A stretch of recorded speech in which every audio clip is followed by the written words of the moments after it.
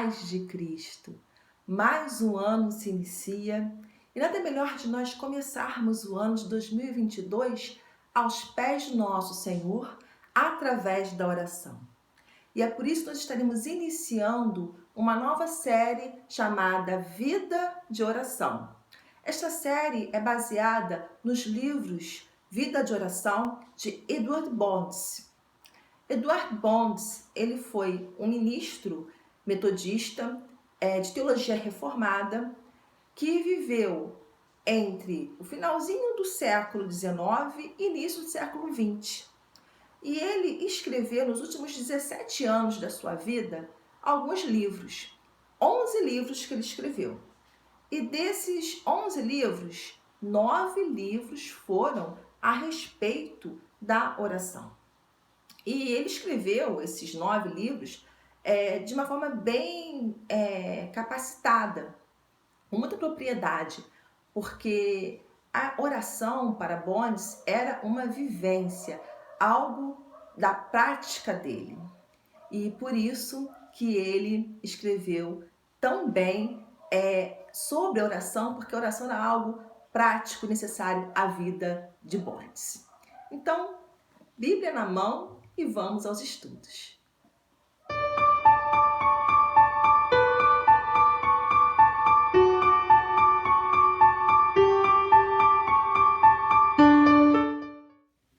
A Bíblia nos apresenta vários exemplos de homens e mulheres de oração. E dentre esses exemplos, gostaria de falar acerca do rei Davi. O rei Davi ele sempre fala da necessidade que ele tinha, do anseio que ele tinha em buscar a presença do Senhor. E através da oração. Dos 74 salmos que Davi escreveu, muitos deles falam sobre a necessidade de estar na presença do Senhor, de buscar o Senhor. Davi declara no Salmo 42, versos 1 e 2. Assim como a corça suspira pelas correntes das águas, assim por ti, ó Deus, suspira a minha alma. A minha alma tem sede de Deus, do Deus vivo. Quando irei e me apresentarei diante da face de Deus? E no 63, ele ainda afirma, os versos 1 e 2. Ó Deus, tu és o meu Deus, eu te busco ansiosamente. A minha alma tem sede de ti, meu corpo te almeja, como terra árida, exausta e sem água. Além de nós vermos a necessidade que Davi tinha de buscar ao Senhor, estar na presença dele, ele também faz isso várias vezes ao dia. E nós podemos verificar isso lá no Salmo 55. Como Davi diz o seguinte, nos versos 16 e 17. Eu, porém, invocarei a Deus e o Senhor me salvará. À tarde, pela manhã e ao meio-dia, farei as minhas queixas e lamentarei, e ele ouvirá a minha voz. E o rei Davi ainda nos ensina a buscarmos ao Senhor em oração nas madrugadas, quando nós nos deitamos e nos levantamos. Ainda lá no Salmo 63, no verso 6, Davi declara: no meu leito, quando de ti me recordo e em ti medito, durante as vigílias da noite. E o Salmo 3 e 5. Ele fala lá nos versos 4 e 5. Com a minha voz clamo ao Senhor, e ele do seu santo monte me responde. E eu me deito e pego no sono. Acordo porque o Senhor me sustenta. E os 3 versos do Salmo 5 diz: dá ouvido, Senhor, às minhas palavras e acorde ao meu gemido. Escuta, Rei meu e Deus meu, a minha voz que clama, pois a ti é que imploro. De manhã, Senhor, ouves a minha voz. De manhã te apresento a minha oração e fico esperando. Que nós possamos ter o mesmo desejo, anseio e necessidade de buscarmos ao Senhor em oração como o rei Davi. E agora vamos ver o que Edward Bonds tem a nos ensinar acerca da necessidade da oração.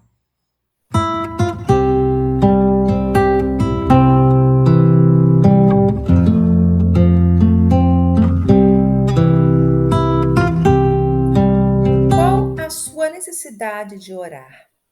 A mesma necessidade que você tem de se alimentar o seu corpo físico, você também tem necessidade de alimentar o seu espírito com a oração? Para Bondes, cada dia demanda o seu pão, assim como cada dia demanda a sua oração. Então, para Bondes, a oração tinha que ser igual um alimento, tinha que ser diariamente. Mas às vezes nós ficamos tão envoltos em nossas atividades diárias que nos esquecemos de orar, não temos tempo para orar. E Bondes, ele é bem radical quando ele afirma que um sentimento terreno que se satisfaz com as coisas deste mundo não está habilitado a orar. Para que a oração seja uma necessidade em nossa vida diária, devemos atentar para alguns aspectos e descobrir o quanto a oração ela é uma necessidade para mim ou apenas uma formalidade na minha vida. Por isso, vejamos alguns itens importantes que acompanham a necessidade da oração. Se você é uma pessoa de fé, você tem necessidade de orar, porque a fé abre o caminho para que a oração chegue a Deus. E faz mais, acompanha a oração a cada passo que toma. A fé que gera oração poderosa é a fé centrada na pessoa que tem todo o poder. Essa pessoa é o nosso Senhor Jesus Cristo. Fé na competência de Cristo em fazer e fazer de forma grandiosa é a fé que ora grandiosamente. Nossa oração com fé é uma oração grandiosa. Assim como o salmista, devemos ter o desejo de estar na presença do Senhor. O desejo precede a oração, acompanha e continua depois dela. Um senso de necessidade cria, ou deveria criar, um desejo sincero. Quanto mais forte for o senso de necessidade diante de Deus, de que eu preciso estar com o Senhor, que eu preciso falar com Deus, maior deve ser o desejo e mais sincera a oração. Uma oração fervorosa faz toda a diferença quando sobe até o trono da graça. O fervor da oração antecede o que Deus fará em resposta à petição. A oração deve ser revestida de fervor, força e poder. É a força que, centrada em Deus, determina a concessão dele para o bem terrenal. Em 1 Tessalonicenses 5,17, Paulo nos instrui a orarmos sem cessar. A oração persistente é um movimento poderoso da alma rumo a Deus. Trata-se de uma agitação das mais profundas forças da alma para com o trono da graça celestial. A necessidade imperativa da oração persistente está abertamente estabelecida na palavra de Deus. Por isso, a palavra de Deus nos fala que nós devemos orar sempre. E precisa ser declarada e redeclarada nos dias de hoje. A nossa conduta, a nossa forma de agir e de falar denunciam se nós somos ou não uma pessoa de oração, porque a oração ajuda a estabelecer o caráter e a moldar a conduta. A continuação bem-sucedida de ambos depende da oração. Quanto mais oramos, melhores somos e melhor e mais pura é a nossa vida. A oração leva a pessoa que ora a desenvolver a salvação com temor e tremor. Leva a andar com prudência, aproveitando bem todas as oportunidades. Capacita a viver de maneira digna a vocação que recebeu com humildade e mansidão. Dá a ela um grande incentivo para que trilhe sua peregrinação de modo coerente, evitando todo caminho mau. Portanto, devemos viver de modo digno o Evangelho de Cristo Jesus. O Senhor requer a nossa obediência. Uma pessoa de oração só pode ser alguém realmente que ora, que obedece e faz a vontade de Deus. O cristão, antes de prosseguir a aprender o ofício da oração, deve aprender bem o ofício da perfeita obediência à vontade do Pai. A vida em desobediência produz orações extremamente pobres. A desobediência fecha a porta para o lugar secreto da oração e bloqueia o caminho para o Santo dos Santos. Nenhum homem pode realmente orar se não obedecer. A nossa vida cristã é um verdadeiro campo de batalha. Por isso, oração e vigilância devem andar de mãos dadas. A Bíblia nos alerta a orarmos e vigiarmos para não cairmos em tentação. E Bondes faz duas perguntas para nossa reflexão. Quando os cristãos aprenderão de verdade a dupla lição de que são chamados para uma grande batalha e que, para obter a vitória, devem se render à constante vigilância e incessante oração? Como então o soldado cristão pode esperar e sonhar com a vitória, a menos que seja fortificado pelo poder da oração? Como pode falhar se, além de vestir a armadura de Deus, estiver em todo tempo e ocasião vigiando em oração? Fica então para a nossa reflexão. Estamos realmente vestindo a armadura de Deus, nos posicionando como soldados de Cristo no campo de batalha e vigiando em oração? Ou estamos dormindo? A palavra de Deus nos motiva a sempre estarmos em oração. Devemos dizer que não há coisas mais essenciais à vida cheia do Espírito que ler a Bíblia e orar. Todo homem que ama a Bíblia ama orar. Todo aquele que ama orar se deleita na lei do Senhor.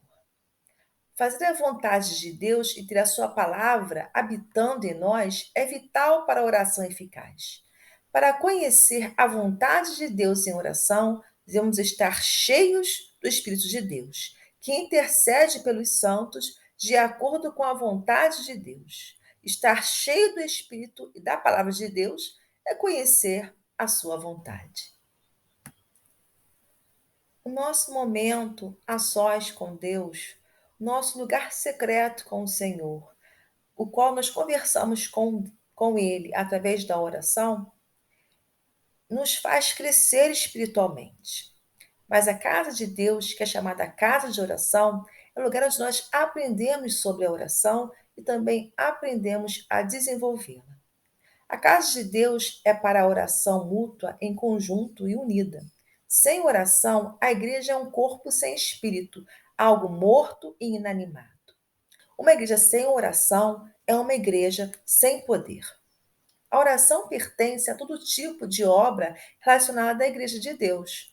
A casa de Deus é uma escola divina, na qual é ensinada a lição da oração, onde homens e mulheres aprendem a orar e se graduam na escola da oração.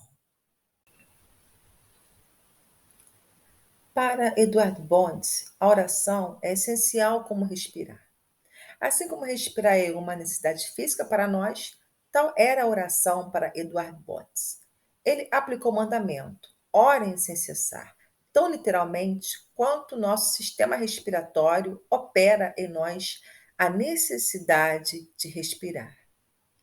Que haja em nossos corações o mesmo sentimento que houve em Eduardo Bontes em relação à necessidade da oração.